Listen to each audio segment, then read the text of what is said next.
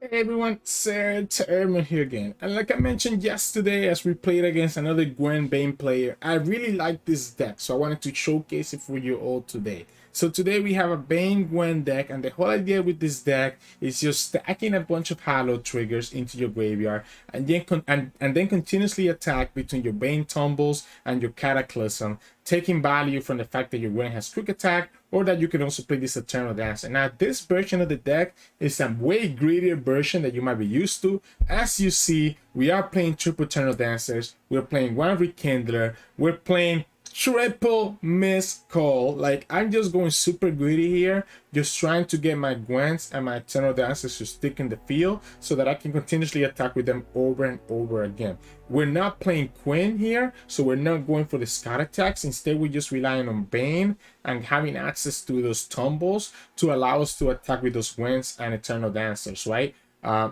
So yeah, I mean, that's the idea. Just super greedy, win the game, stack up your Hallow, and just push a bunch of damage with Gwen. So hope you enjoy the games coming up soon. And if you do, make sure to like the video below and subscribe to us. We post LOR videos every single day. Enjoy the games. In this match, we're going against Samira and Diana. And I'm guessing... Okay, wow, well, this is not a bad hand. Even the missed call, if the opponent has like a Sunburst or something, this is pretty good.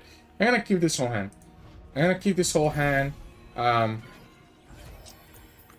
Okay, it gets even better. So we have the Foyer. We'll have the Sentry to block. We'll have the Soul Harvest if we need to. Okay, double missed call is a little bit scary, but that's fine. You know what? I'm gonna keep the Sentry back. I want to keep the Soul Harvest to kill whatever they summon. I guess we don't have to play Soul Harvest here. We can go Sentry. I mean, sorry, we don't have to play the Foyer here. No, I like the Foyer here. Let's go for the Foyer here. Let's push ourselves to 2 damage. Oh, they're gonna destroy it. Okay, that's cute. So we get at least one value out of it. We get the Hallow out of it.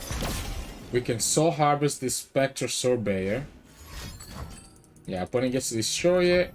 That is the downside with this deck, right? Like, opponent, they do have access to all this stuff. The good thing is that the opponent shouldn't have any answers to this Gwen. So the opponent shouldn't have any answers to this Gwen here. Netstone, since they only have 4 mana. So we can play Gwen, then we can play, like, I guess the Protege, for example. And that should be okay. Yeah, they don't have an answer here. I guess they could go for the Mountain Scryer into a... Nope, okay. I was gonna say Mountain Scryer into like a Fallen Comet will actually give them the answer, right? So we'll go like this. I want to get another Hallow trigger in the graveyard. This doesn't die to the Youngling. Opponent goes for Sunburst as we expected, right? And then we just go Miscall and bring it right back. So that's exactly why I said the Miscall was good when I talked about it earlier in the game. We have a second one now. We knew that it was going to be exactly that Sunburst. Now, opponent could have the... Okay, never mind. I was going to say they could have the 2 mana spell, but they actually don't, so it's okay. We will resist. The 2 mana spell that does 4 damage after you attack, but the fact that they play the Lunari Dustbringer, it tells me they don't have it. They choose not to block. Wow. I guess, sure, but it's still wow. It's gonna be Miscall. We're gonna keep the Bane and we're gonna keep the Miscall. Like, you're gonna have a Temperamental as moonlight. Diana. Own light within the darkness. Yours is a light I cherish, Moon Sister. Okay, so we can play Bane and then Eternal Dancers next turn. I think that's fine. If we play this Sentry plus Bane, we'll have enough for Miscall plus Eternal Dancers. I think that's fine. Then we'll go like this. I think we'll go Sentry, we'll go the Bane. Opponent is getting super lucky that I don't have the Cataclysm. Because if I had a Cataclysm, they will just lose that Diana, right?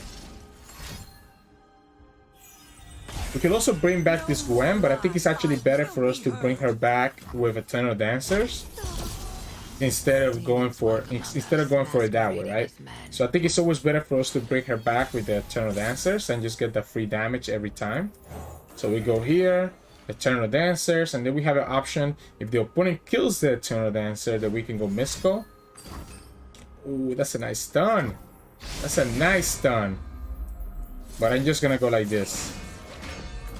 I'm just gonna go like this and force you to do what you need to do. That lets me get. So the reason that I like this tumble here, by the way, you can kill this. I guess that's a punish, right? That Pale Cascade ends up being a punish. But you have to lose your Diana if you want to block her here, right? Because this at 6. So you have to lose your Diana here if you want to block this. They will lose the Diana. Okay, they didn't lose the Diana. The problem that they're gonna have. So the reason that I like that tumble when I did now is because it means that next turn I have enough for another tumble as well as the thing. This is gonna be exactly 6, so the opponent has to block this. They have to give me the Youngling or the Diana again. It's just too much pressure. Because next turn, even if they kill the Eternal Dancers, we have access to the Mystical. Opponent needs to open attack, right? So opponent needs to find another Pale Cascade. Opponent needs to find another Pale Cascade to be able to kill this Eternal Dancers with the Diana. I see the heavens of flame. God's burning. That's a nice top deck. That's a nice top deck. All right. Never mind. I guess I get punished, right, by the opponent having that. I guess we can just block, right? We can just block and bring her back, if anything. Opponent doesn't have the challenger. So if we block and bring her back, we can still tumble and do exactly what we're talking about. If opponent shouldn't attack here. If they attack with Diana, we can actually block. They're gonna actually try to give her the... They might actually go to kill the Vayne. If they kill the Vayne, I don't know that it's worth it to revive the Vayne. I don't know that it's worth it to revive the Vayne, right? We have enough to still play the Tumble plus the Mystical if we play this Host House, so I think we're gonna just play this now. Just so the opponent cannot just pass back on me. They went for the Vayne. We'll go here. We'll go here. So the opponent gets to kill a Diana, it's still on the field. We get another Mystical. We go like this. This is pushing 2, 6. The opponent doesn't need to block this one. I wanted to have to block this one. I want to get my my thing back. Right? So I wanted to block this one. I want to get the draw here. Opponent's going to take at least 2 damage no matter what. They're actually going to block this Eternal Dancer. So if one of these Mysticals hits the Eternal Dancer, we just win the game. So if one of these Mysticals hits the Eternal Dancer, so we have 33% chance for each Mystical.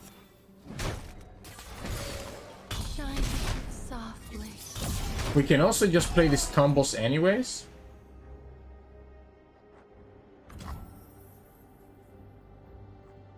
Let's go for the first one. I want to do it first.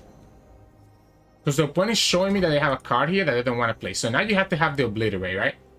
You need to have found the 9-cost Obliterate, or they have the Fallen Comet. Here's the problem though, right? If the opponent doesn't have another blocker. Yeah. So do we hit it again? Okay, we don't hit it again, but we still get the draw here. Let's get the draw. Let's get the draw.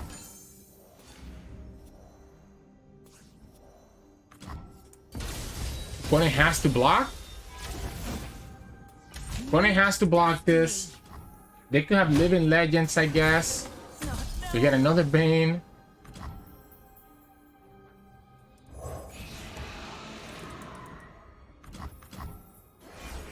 We get the Vayne. We get the Gwen and the Vayne. We don't have enough. Because we played out the Prodigy, we don't have enough. So if opponent has Living Legends here, they actually win the game. So if they have Living Legends, they actually get to win the game. I'm gonna have to go Prodigy. Everything costs a lot less. Make a name for myself. Just an impression. Do you have the big Overwhelm? If they have to, they better have picked the big Overwhelm, right? So I'm gonna go here first. We can still play Gwen and tumble if necessary. If I want to tumble, I want to tumble here. So that we get an extra unit to attack with. Okay, well, I guess they're going to kill this anyways. If they don't do anything else here, I just pass, right? You have another Living Legends? So they got double Living Legends? It's possible. Each Living Legend is going to cost them 3. No problem. What? So we just pass. We just absolutely pass, right? So what this is telling me is that the opponent has the Obliterate in their hand. And they didn't find like a big Celestial. We could drop this Vayne instead, but I'm scared that the opponent has another free Obliterate in their hand, so I'm just passing. Let's see if I was right. Yep, Supernova and Fallen Comet. And they had the Elusives. So why didn't the opponent just attack? Those who kill innocents are no more than fiends. They have another Obliterate. I'm pretty sure they have another 9-mana Obliterate here. And that's why they're holding on. They're gonna level up the Samira.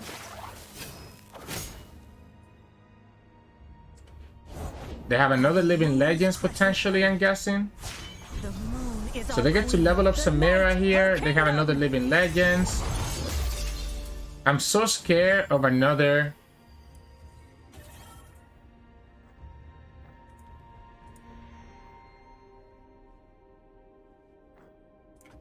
Let's pass. I think opponent has to play another card here. They want to level up Samira. They want to level up Samira. Don't hold anything back. I won't. I haven't seen that second card from the second... We haven't seen that second card, by the way. From the second Cosmic Call. It was the second Living Legends, right? So they get the second Living Legends. They get to rally this turn. They get the Moon Silver, Serpent. Strike when the moment is right.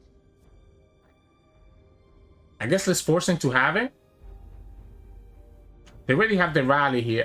They could definitely get the rally, but I don't think they have enough to get rally at burst speed. So if they have the Obliterate, they have the Obliterate. If they find themselves another Obliterate, they have it.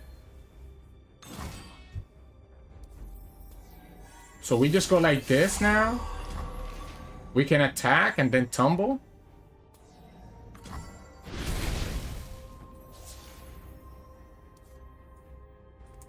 I guess we keep the tumble for after, right? We keep the tumble for after. This levels up our Gwen. Deals 2 damage. The opponent has to sacrifice one of their units. They still need to find 2 cards.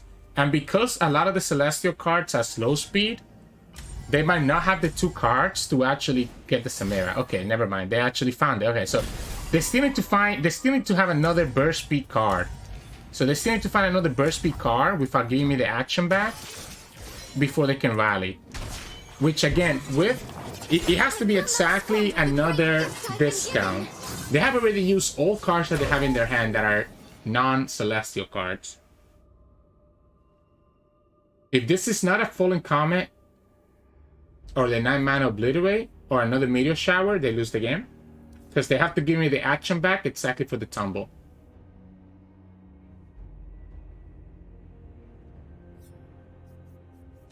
There's no way you don't have it. I guess they don't have it. They're thinking this much. They don't have it. They don't have it. So then this is lethal here because the Gwen leveled up. So the Gwen is going to deal all the damage. And we barely got there. We got there with just enough, just because they didn't get enough ways to trigger the Samira rally right away. So there we go. This deals like 11 to the opponent's Nexus because my Gwen goes to 22 damage. Oh man, that was close. That was close. The opponent's deck is interesting. I like that pairing, right? You're able to level up Samira very quickly once you get like the discounter from Cosmic Call and you get to play the Living Legends. But unfortunately, it just wasn't enough for the opponent. So GG's. In this match, we're going against Heimerdinger Jayce. Okay, so the Soul Harvest, if they play it, is going to be annoying. I kind of like this Misco for that reason, but our hand doesn't look too great. We probably want to look for the landmarks and our champions. We didn't get any of those. This Redeem Proid is really nice though, because I can play it on turn 2 and it's going to force him to not be able to play a 6-mana spell. So like we go host here, right? Push 2 damage. We'll play the Redeemed Protege next turn, and if opponent wants to kill it, they will not be able to play their Scrapture on turn 3. And then not being able to play the Scrapture on turn 3 is worth it. Then like delaying the Scrapture is worth us losing the Protege, even if it doesn't get value. That's kind of how you gotta look at it that way. So we can go again. We can go Redeemed Protege here. I'm gonna again. You want to Soul Harvest, Mystic, whatever. Whatever they do, it will not allow them to play. Will not allow them to have that that Scrapture on turn 3, which I think just kind of puts us a little bit ahead than them. We go Sentry and we'll attack. I'm just gonna push damage. I don't care if the opponent has any blockers here, because either one of these blocks for the opponent is gonna be pretty bad. Unfortunately, we don't really have a lot of great draw. A lot of great cards. We do have a lot of draw, but not a lot of good cards. Oh, they're gonna give me the draw. Thank you. Are you really that scared of the Hallow? Oh man, thank you. I guess the longer they wait for the Hallow, the better it is for them. The funny thing is that I'm probably gonna go for the form up if the opponent goes for the Scrapture on this time. So if the opponent goes for the Scrapture on this turn, I will form up. If they do nothing, I'm gonna pass. Like, if they do nothing, I'm just gonna pass, right? So I'm gonna go Foyer here. And then I'm gonna play Protege and have access to form up. Okay. Okay. So now we just go form up, and now you get punished anyways. You have a third Mystic? Do you have a third Mystic? They don't have a third Mystic. So they take all this damage regardless. And we get... They're gonna block here, right? Because that's the best block. So we're gonna get another 3 Hallow... we're gonna get 3 Hallow triggers, and the opponent goes down to 8. That was their second Mystic, so I think I'm safe to start doing the Scata. And they didn't play a third Mystic, which tells you that they don't have a third Mystic. So I think I'm safe enough if the opponent plays... If the opponent plays a Heimer here, and safe enough to play this Cataclysm on the Heimer and just kill it, right? Order, entropy, a never-ending cycle. I guess we can also go Gwen. There's a chance for a Soul Harvest. There's a chance for a Soul Harvest here that I'm willing to take. Alright, they have the Soul Harvest. I think we just go ahead and kill this Heimer now then, right? We can always go with Rekindler next turn. So I'm gonna go like this and just kill this now. I guess we... Yeah, no, I'm gonna kill this now. I don't want the opponent to get any more value. I guess I should have gone... Like, I wanted to... I got greedy with the Cataclysm. I wanted to use it on the Gwen. Right? So I wanted to use the Cataclysm on the Gwen. I think that would have been better for us. I actually don't know if it's correct for us to play this Rekindler. I guess it is. Even if the opponent has a Vengeance for Gwen, they will not be able... Like, even if the opponent has a Vengeance for Gwen, we still have the Foyer. We still have 2 units to attack with, right? So the opponent could have, let's say, a Vengeance for the Gwen, but we still have the Rekindler and the Ghastly Band to attack with.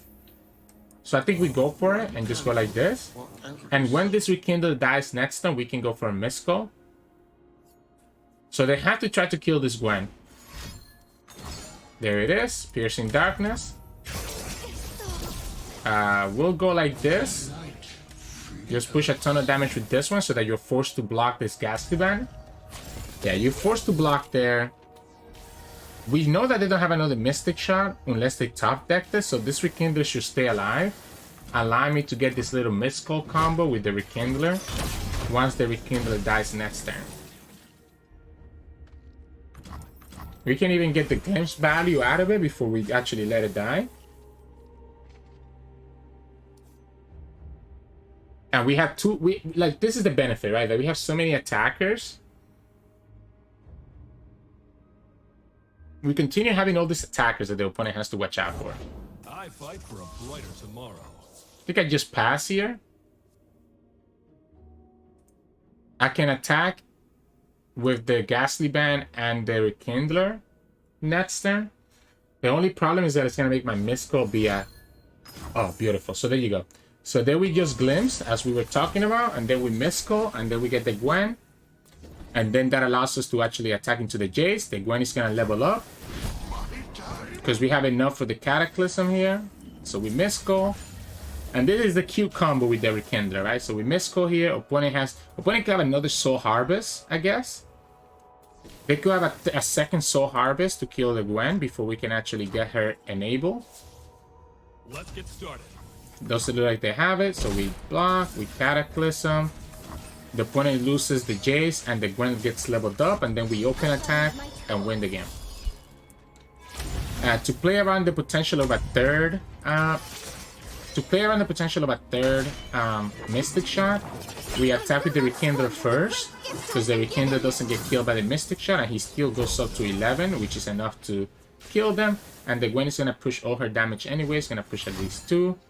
Alright, I guess the opponent ended up getting some blockers, so now it doesn't really matter which way we do it. Yeah, it doesn't really matter which way we do it. We'll just go like this. Forcing to have to block the Ghastly Band. You always want to force him to block the Ghastly Band, right? Because that means that they're trading. Like this, it's like lethal here unless they Vengeance the Gwen.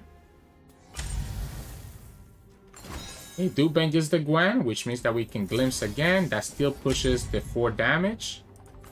No, it should be 2, right? Why is it pushing 4? I thought he only does 2 minimum. Okay, no, it is 2. It is 2. Why did the I say 4? That was weird. We don't really have anything great yet. We can just develop, I guess, and just chill. We have the Soul Harvest for the Heimer. We can just develop and go wide if the opponent had... So we go like this. Even if the opponent has a way like a Vengeance or something. Yeah, they don't. They have 8 mana. They get their turrets here. They get an elusive. I don't know that the Cataclysm here is worth it, right? I mean, I guess I prevent some damage. Because I have these fearsomes, right? So if I Cataclysm here, I'm gonna force the opponent to have to Vengeance this Phantom Butler.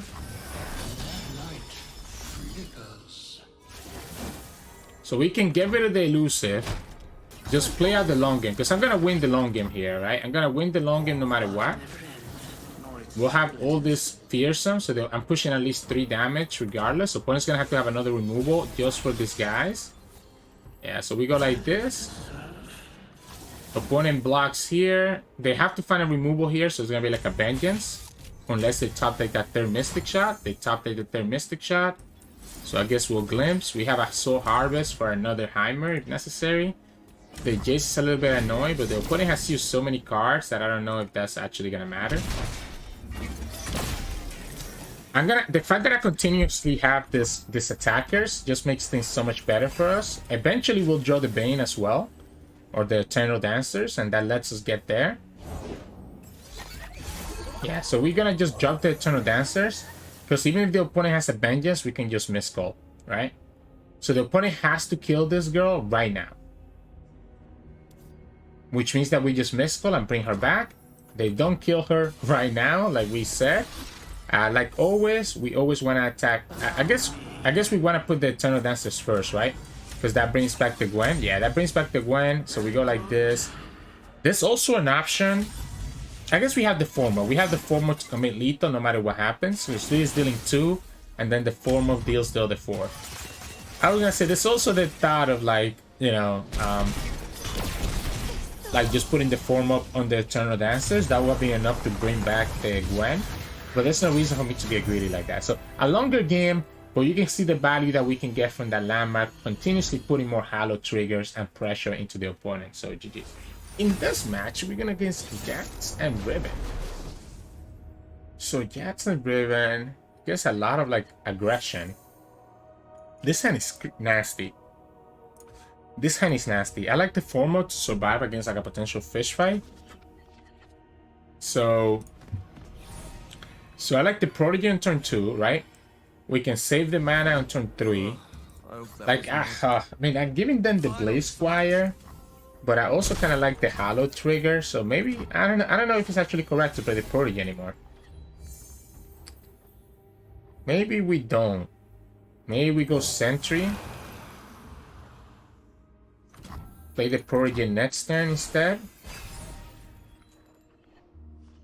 Or we can go for the Fearsome. Depending on what the opponent gets here, I might just go for the Fearsome, right? Yeah, so we go like this. We'll have the form up to beat a fish fight. So the opponent will have to have a buff to really make this useful. I guess they could have the... If they get the +2 here and they preemptively do it to play around the form up, that could get them there. So we can play Gwen, right? And the opponent's gonna have access to fish fight. There's so much to see. Where do I start? We form up the fish fight, and the opponent's gonna have to have like a Might or an Elixir of Wrath to be able to block that fish fight. We attack with the Fearsome. There's the Furious Will there. Alright, so now it has to be exactly an Elixir of Wrath. So now it has to be exactly an Elixir of Wrath here. That they had it. No, opponent got it. It's exactly what we talked about, right? It has to be exactly that. Here we can attack with the Fearsome, push 4. Opponent's gonna give us the block with their Blacksmith. Interesting. We have this Cataclysm, so we can actually punish like a couple things, and we have this Eternal Dances. Okay, well, all right. So since we have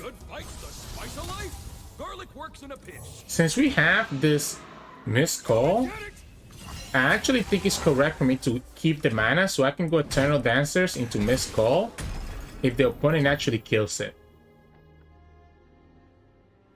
You probably want to attack here. Like, if you're attacking there, you want to attack again. You probably do want to attack again, and just to level up your... Yeah, so this is beautiful now because the opponent shouldn't have a way to stop these Eternal Dancers because they tapped out of any equipment. So we can go Eternal Dancers and have access to Cataclysm and Misco. We're gonna go Gwen here. Since you graciously killed her for us, let us heal 2 and push some damage. And then we can Cataclysm and do it again. And because we have 2 more Eternal Dances, we don't care about losing this first one. So whether they play Jax or Riven here, they're gonna get punished. At most, they can only get to 4 power here. There is a consideration not to, like, if they have a second Furious Wielder, so they can go like, ooh. They even lose the heal here, yeah. So we can go like this. So this brings back the Gwen. Pushing damage. This is 2 + 5, 7. You're gonna give that to us. If they block with the Blacksmith, that means that they don't have access to... Yeah, they wouldn't have access. Yeah, you have to block like this. That way you have access to a Furious Wielder, right? Because by blocking like this and never going for the Cataclysm, because he gets punished by the opponent having a Furious Wielder. If they have a fish fight, it means that they can also kill the Eternal Dancers right here. So fish fight, they have 2 Blade Fragments now. They have 3 cards. Okay, so this is beautiful for us because now we can just go Cataclysm. Not only that, but we can Cataclysm right here, meaning that we actually even keep our Eternal Dancers alive. And just push another 8 damage with the Gwen. So let's go here. Let's push this 8 damage with the Gwen. And then we can always play another Eternal Dancers. I guess the opponent can have the Challenger. It's a lot of Hollow triggers, my friend. Because the Gwen is not leveled up, even if the Eternal Dancer doesn't get buffed up, it should be okay. Wait a second. So we can actually just play Gwen and have Miscall as a backup. Opponent has the Quick Attack, Overwhelm, or +2, right? Because they have 3. They have 2. They have 3. Okay, now they have 3. I'm gonna go Miscall. Actually, what if we just play Eternal Dancers? What if we just play Eternal Dancers? And then next turn we play Gwen and Miscall. That's probably better, right? Opponent can actually go for the Scout into Quick Attack to just get some nice attacks here. So they can put the Scout weapon and then have the... If they have triple fragments, so they have all 3 fragments. So if they go Scout into Quick Attack, That's actually kind of cute. We in a threat of dying. So if the opponent has Jax and they put the quick attack here. Oh wait. That's not it. That's not the play. Yeah, so I like that. I like Eternal Dances into Gwen. Opponent can react with a fish fight or something similar. They use the +2 right now. Okay. Let's go Eternal Dancers.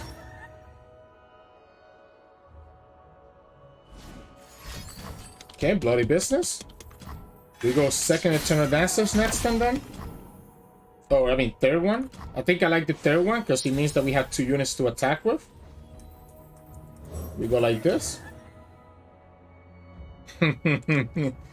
Hey, they're called Eternal Dancers for a reason, right? Oh man, that's actually where we have it sacked. We're one off. We're one off from lethal. This is gonna go up to 9. Gwen goes up to 9, and the +2. I guess it's enough, right? If the opponent doesn't have another blocker, it's enough. This is kind of funny. This Eternal Dancers are actually being eternal. Opponent has 2 Blade Fragments, right? So opponent has 2 Blade Fragments, the Overwhelm and the Quick Attack. So that's 2 other cards. So there's only 4 cards in their hand that we don't know about. They already used the +2 fragment, which means that they're not able to actually... So you have to... I guess that lets them heal by 1, but you have to still block here because this is exactly lethal. So this is exactly lethal if you don't block, because it's 11. So you have to block both, meaning that you lose your Jax. It stops us from being able to use this Cataclysm, by the way, so it's actually good for us. We can actually bring back this Gwen by going Mystical if we so choose to. I don't know that that's correct, though. Oh, they get a blocker? The problem is that they now lose to the Cataclysm, unless they have a fish fight. So unless they have a fish fight, they lose into the Cataclysm. They haven't triggered the... they're playing Bloody Business, but they have not triggered... We got the Gwen level up too. They haven't triggered the Reputation. So the Bloody Business still costs 4. So it's literally just fish fight. It's just fish fight. They don't have the fish fight. We go here and just win the game. I guess they have a blocker. So they get to have a blocker. I don't want to deal with this Jax though. I think it's correct to go here and not deal with the Jax. This is still pushing a lot of damage and healing us up. And then we have another Gwen. So the opponent goes down to 4. And then we can just go Gwen, Phantom Butler, and Missed Call. Our opponent has like no units.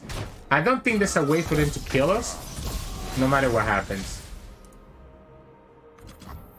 So this is 4, 6, 9. So we can actually play out our whole hand. I'm just gonna play Gwen. Because opponent has to kill this Gwen. Otherwise they just lose on the open.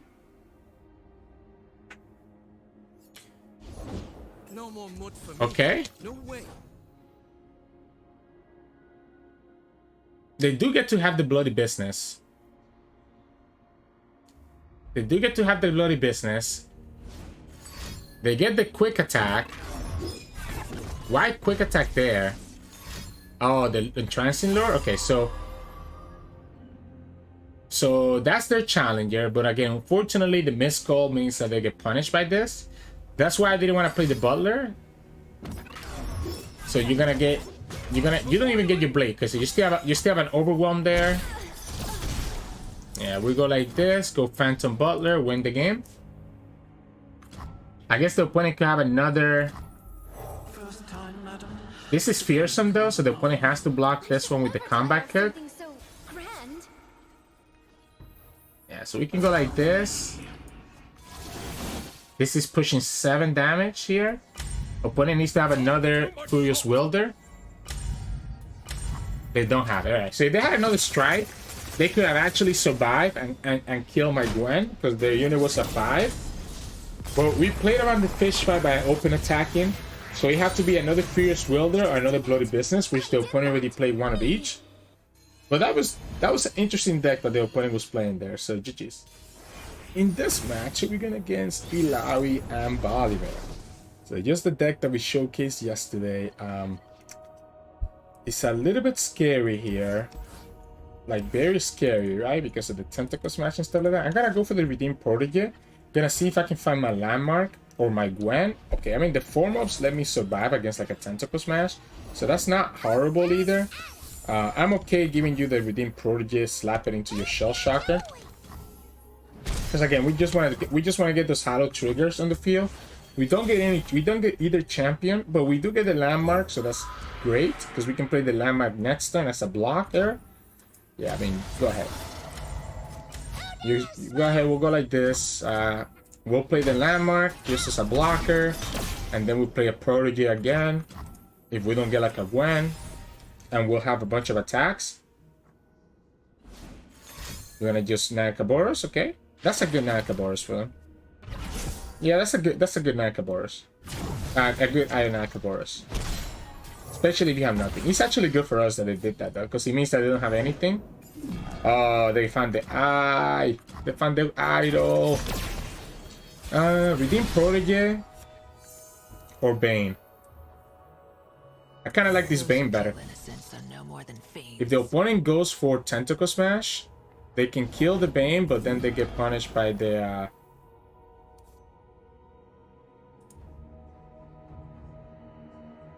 let's go like this.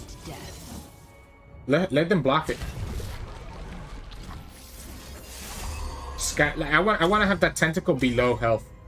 They can play their Sky Splitter here. Yep, that's fine. They still go down to just 1 health, and then they go up to 3 after the double Watchful Idol, which means that we can still kill it by blocking with the Vayne, and we got to push the damage there.